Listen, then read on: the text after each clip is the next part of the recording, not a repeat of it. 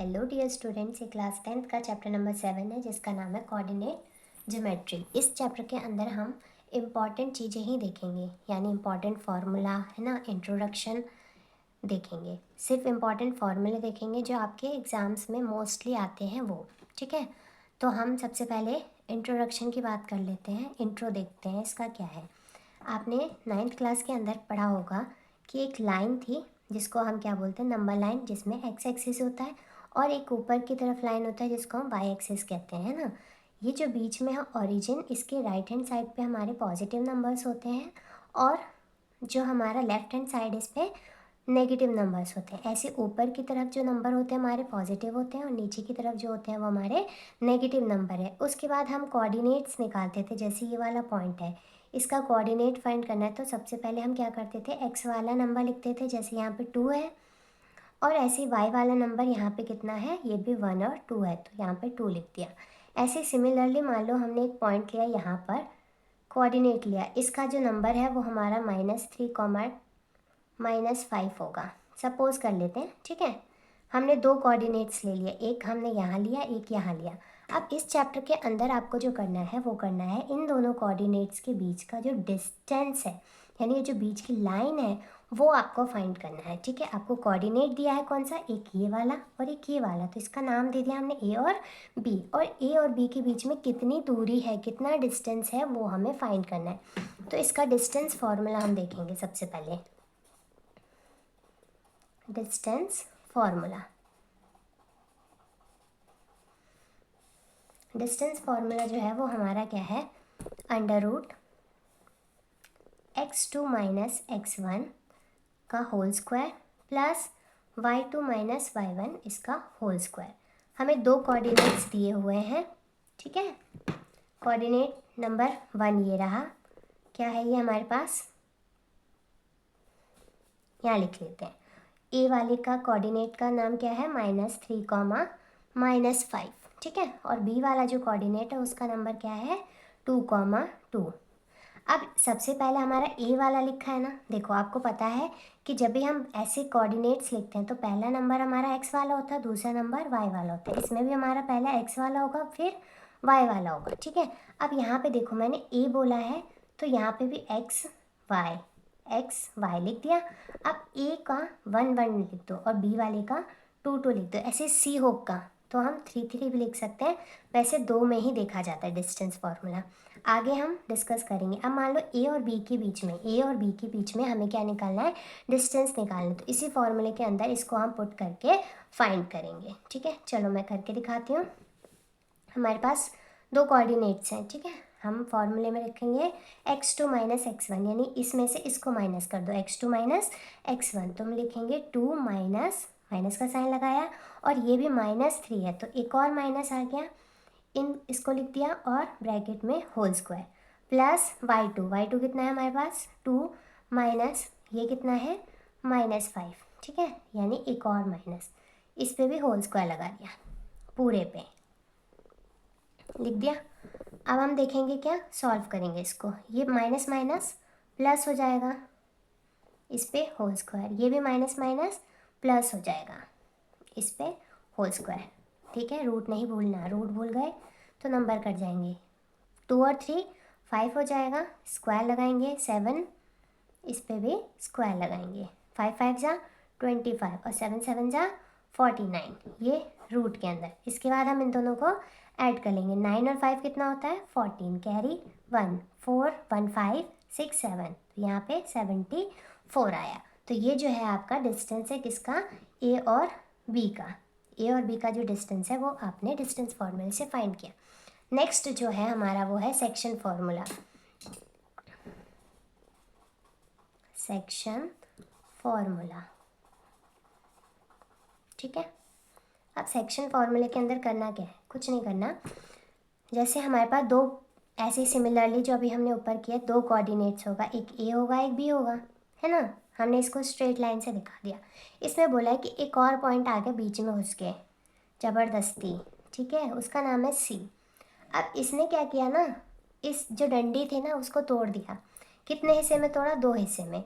ये वाला जो हिस्सा है ना वो 1 पार्ट है, और ये जो है ना ये बड़ा है ना, तो 1 के बराबर तो नहीं है, 1 से बड़ा है, तो यहाँ पे इन्होंने कहा कि 1 से 2 गुना ज़्यादा है, यानी 2 टाइम्स बड़ा है, तो इन्होंने कहा 1 है ये और 2 है, इसमें इन्होंने रेशियो लगा दिया। ठीक है, यानी ए और बी वाली लाइन को एक तीसरे नंबर सी ने ब्रेक कर दिया। कितने रेशियो में? 1:2 में ब्रेक कर दिया।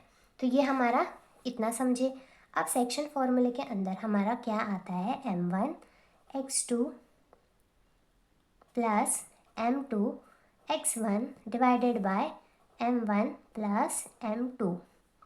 कॉम्प्लिकेटेड दिख रहा है पर है बहुत आसान। ठीक है, ये है, देखो यहाँ पे x है, यहाँ पे x है, तो ये है हमारा x निकालने के लिए। अभी समझाऊंगी और अच्छे से, पहले फॉर्मूला देखो। ठीक है, m1 ये x वाला हो गया ना। अब y निकालने के लिए क्या करेंगे, m1 x की जगह y पुट कर दो, m1 y2 plus m2 y1 divided by m1 plus m2। एक x के लिए फॉर्मूला, y के लिए फॉर्मूला। ठीक है, बुक में से भी याद कर सकते हो, यहाँ से भी याद कर सकते हो। इतना लिख दिया। अब ये m1 कहाँ से आ गया, x1 x2 तो हमें ऊपर से समझ आया था कि क्या होते हैं, है ना। यहाँ पे आप समझे थे, a में हमें पता चल गया x1 y1 क्या होता है, x2 y2 क्या होता है, लेकिन ये m1 m2 कहाँ से आ गया। तो अभी मैंने बताया ना, इन्होंने 2 हिस्से में तोड़ दिया है इसको बेचारे को, और इसने m1 और m2 भी ले आए, m1 और m2, ताकि हमारी मैथ और कठिन हो जाए, है ना। चलो, m1 क्या है हमारे पास 1 और m2 क्या है 2 है। तो जहाँ पे भी m1 दिख रहा है आपको, वहाँ पे क्या करना है, 1 लिखना है, और m2 की जगह 2 लिखना है। बाकी x2 आपको पता ही है, यहाँ पे 2 कोऑर्डिनेट्स होंगे, x1 y1, और इधर क्या होंगे, x2 y2। ठीक है, जब हमें ये c वाला फाइंड करना है, c हमें पता ही नहीं है ना, तो इस c को फाइंड करने के लिए हमें ये फॉर्मूला दिया जाता है। ठीक है, कभी कभी आपको ये c दे देंगे, ये c वाला जो पॉइंट है ना, ये दे देंगे, और रेशियो पूछ लेंगे कि एक कोई पॉइंट है जिसका आंसर ये है, लेकिन रेशियो क्या है, रेशियो बताओ। तो रेशियो बताने के लिए आप फॉर्मूला तो यही यूज़ करना। ठीक है, बस x की जगह जो आंसर दिया होगा वो लिख देना, और y की जगह जो आंसर दिया होगा वो लिख देना। चलो मैं वो भी समझा दूंगी, पहले इतना क्लियर करते हैं एक क्वेश्चन के साथ। ठीक है, चलो यहाँ पे हमें क्या दिया है, जो भी दिया है हम वो लिख लेते हैं। चलो x1 की जगह कोई नंबर ले लेते हैं, यहाँ पे ले लिए 2,3, और यहाँ पे ले लेते हैं 4,6। ठीक है, कुछ भी ले सकते हैं, और हमें x और y ये फाइंड करना है। क्या करेंगे, वही फॉर्मूला लगाएंगे। x पहले निकाल लेते हैं, ये वाला निकाल लेते हैं, फिर ये निकालेंगे। x निकालने के लिए हम क्या करेंगे, हमारे पास m1 कितना है 1 मल्टीप्लाई x2 कितना है 4 प्लस m2 कितना है 2 मल्टीप्लाई x1 कितना है 2 डिवाइडेड बाय 1 प्लस 2 यानी 3। सीधा लिख दो, 4 1 जा 4 प्लस 2 2 जा 4 और 3, 4 और 4 8 डिवाइडेड बाय 3। ठीक है, एक बार इन क्वेश्चन को रीचेक भी कर लो, कभी कभी क्या होता है ना, नोट करने में भी मिस्टेक हो जाती है। m1 कितना है 1 मल्टीप्लाई y2 कितना है 6 प्लस 2 मल्टीप्लाई y1 कितना है 3 डिवाइडेड बाय अगेन 3, 6 1 जा 6 प्लस 3 2 जा 6 एंड 3, 6 और 6 12 बाय 3 कैंसिल आउट करेंगे 4। तो हमें x कितना मिल गया 8 बाय 3 4। आपको पता है ना, पहला ब्रैकेट x होता है, दूसरा y, तो हमें ये वाला जो c पॉइंट है वो मिल गया 8/3 और 4। ठीक है, ये हमारा आंसर है। अब हम एक और चीज़ देख लेते हैं कि इसी क्वेश्चन में, यानी इसी फॉर्मूले में, अगर हमें पॉइंट दिया है पर रेशियो नहीं दिया, तब क्या करेंगे। ठीक है, हम करते हैं, फॉर्मूला लिख लेते हैं सबसे पहले। x equals to m1 x2 plus m2 x1 divided by m1 plus m2, और y के लिए क्या लिखेंगे m1 y2 plus m2 y1 divided by m1 plus m2। ठीक है, हम x निकालने के लिए ये किया, y निकालने के लिए ये किया। अब एक कोऑर्डिनेट ले लेते हैं, ये हमारा x नंबर दे देते हैं इसको 4,6 और इधर 8,6। ठीक है, यहाँ पे हमारे पास कोई पॉइंट है जिसका आंसर है हमारे पास 6,8, ऐसे ही कुछ है। ठीक है, इन्होंने बोला कि ऐसा तो है, ये हमारा सी पॉइंट है जिसका आंसर ये है, ये कितने रेशियो में इसको डिवाइड कर रहा है वो करना है। तो सबसे पहले आपको रेशियो लेट करना है, लेट द रेशियो, आपको रेशियो मान लेना है कि 1:k, ठीक है, 1:k में इसको डिवाइड कर रहा है। और एक इम्पॉर्टेंट चीज़, बहुत इम्पॉर्टेंट है, माइंड में याद रखना, अगर ये भूल जाओगे तो आपकी कैलकुलेशन बड़ी हो जाएगी और आपका टाइम वेस्ट होगा। ठीक है, क्या करना है आपको, यहाँ पे जो है ना, कोई एक ही फॉर्मूला यूज़ करना, दोनों यूज़ मत करना। ठीक है, आपकी मर्ज़ी, आप चाहे ये कर लो चाहे ये कर लो। ठीक है, पहले समझो फिर आगे बताऊँगी। ठीक है, इसको यूज़ कर लेते हैं हम और फिर देखते हैं। चलो, x लिखा हमने। ठीक है, अब m1 कितना है हमारे पास, इस फॉर्मूले के हिसाब से 1 है ना, 1 × x2 कितना है, चलो यहाँ पे मेंशन तो किया नहीं, x1 y1 x2 y2। ठीक है, ये हमारा x2 है यानी 8 है, प्लस m2 कितना है k × x1 कितना है 4 डिवाइडेड बाय 1 + k, 1 + k। अब देखो यहाँ पे x हमें दिया हुआ है ना, पहला टर्म 6, तो यहाँ पे हम 6 इक्वल में लिखेंगे। ठीक है, तो इसको ना लिख के, क्योंकि x का ही तो फॉर्मूला है, और x की जगह हम 6 यहाँ लिख देते हैं। ठीक है, हमने लिख दिया बराबर में 6, चाहे तो आप यहाँ लिख दो 6 बराबर, कोई दिक्कत नहीं है, इधर करते हैं तो थोड़ा आसान दिखता है ना। अब क्या करेंगे, इसको ऊपर सॉल्व करेंगे और इसको कर देंगे क्रॉस मल्टीप्लाई, 8 × 1 = 8 प्लस 4k बराबर, इसको करेंगे इससे मल्टीप्लाई, चलो आप 6 बाहर लिख दो, अंदर लिख दो 1 + k, लिख दिया। इन दोनों को ऐसे ही लिख दो क्योंकि दोनों अलग अलग हैं, सॉल्व तो होंगे नहीं। 6 को पहले 1 से करो, 6 को देन k से करो मल्टीप्लाई, 6 × 1 = 6, 6k। ठीक है, 6k। अब जो k वाले टर्म है उनको एक तरफ भेज दो, बिना k टर्म वाले को एक तरफ भेज दो। 8 - 6, ये प्लस का इधर आके माइनस, और ये 6k इधर ऐसा ही है, ये वाला इधर आके माइनस हो गया, माइनस माइनस कर दो, 2 आया, इधर हम माइनस करेंगे तो 2k आया, k बराबर कितना निकला 2/2, कैंसिल आउट करेंगे 1। ठीक है, तो k की जो वैल्यू है वो 1 आई हमारी। ठीक है, k की जो वैल्यू है वो 1 है।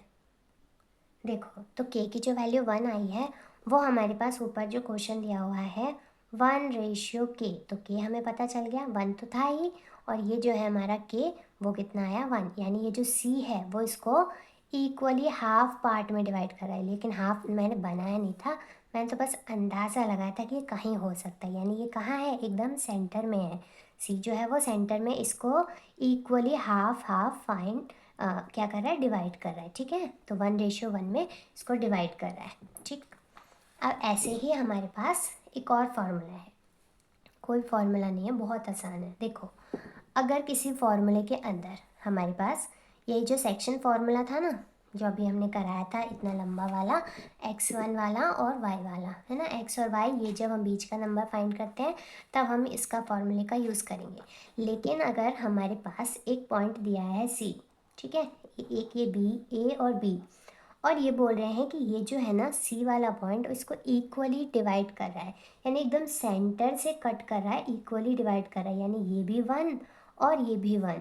ठीक है, अगर ऐसा हो तो उसके लिए जो फॉर्मूला है ना वो बहुत इजी हो जाता है, यानी अगर इक्वली डिवाइड कर रहा है तो ये जो हमारा x, y है वो कितना होगा, तो कुछ नहीं होगा, हमारा फॉर्मूला होगा थर्ड वाला, क्या है इसका नाम, बस x1 + x2 डिवाइडेड बाई 2, और y कैसे निकालेंगे, y1 + y2 divided by 2, simple. x बराबर हमारा ये और y बराबर हमारा ये हमारा इक्वी डिस्टेंस फॉर्मूला, क्या बोलेंगे, इक्वी डिस्टेंस फॉर्मूला।